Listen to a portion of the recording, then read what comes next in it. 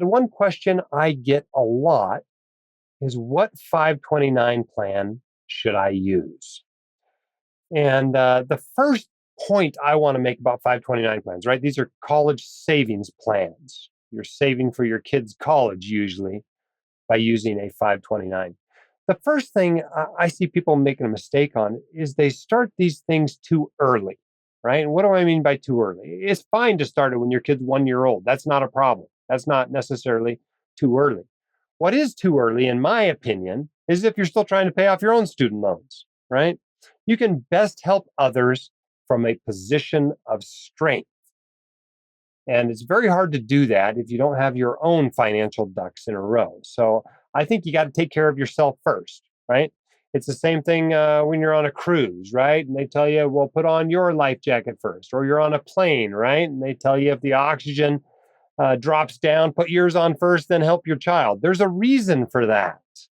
You can just help others much better from a position of strength. So make sure you got your things taken care of before you start thinking about others. And the 529 plan, by definition, is for others. So you need to have your retirement going, you need to have your own debt under control, those sorts of things.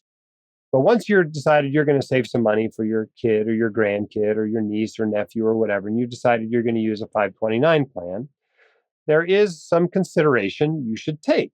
For example, every 529 plan, the money grows in a tax protected way. And so long as it's spent on legitimate educational expenses, when it comes out tax free. So in that respect, it basically functions like a Roth IRA, right? It's an education Roth IRA. But in many states, there's an additional tax benefit when you contribute money, and it's highly variable. Some states don't give you any benefit at all. Some states will give you a benefit no matter what state's 529 plan you contribute to. Some states only give you a benefit if you contribute to their 529 plan, and then only on state taxes in that state. In some of those states, it's a deduction. In other states, it's a credit. And the amount that they give you is highly variable. Some states are much more generous than others. So when you are considering doing this, the first place to look is to look at the rules for your state. And I would say the majority of states, you're going to need to contribute to your state's plan, at least some portion of what you're putting into a 529 in order to get that upfront tax benefit, whether it's a deduction or a credit. So oftentimes the state that makes the most sense for you is your state. Unfortunately, not all 529 plans are equal after that point. Some offer better investments and lower fees and less hassle and better features.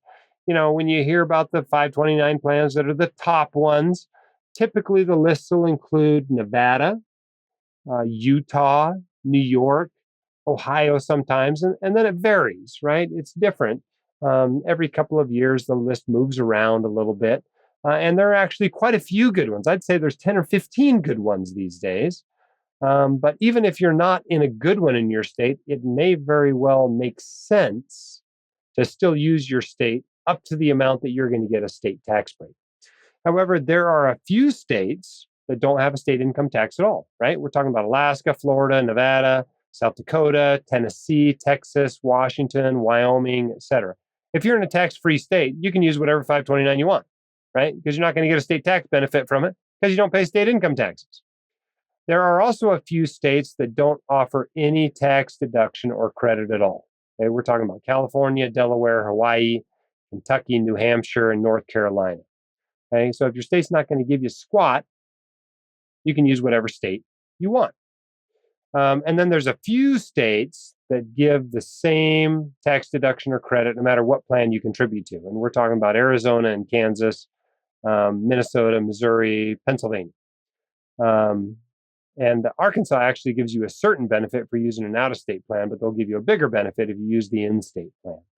Okay? Anything else, you probably want to use your state's plan, at least up to the amount that they're going to give you a benefit of. And if you really don't like your state's plan, you can put the rest into a Utah 529 or a Nevada 529 or whatever you think the best one is. But then you got to manage two 529s, which is kind of a pain, especially if you got a bunch of kids or you're starting these for all your nieces and nephews like I did.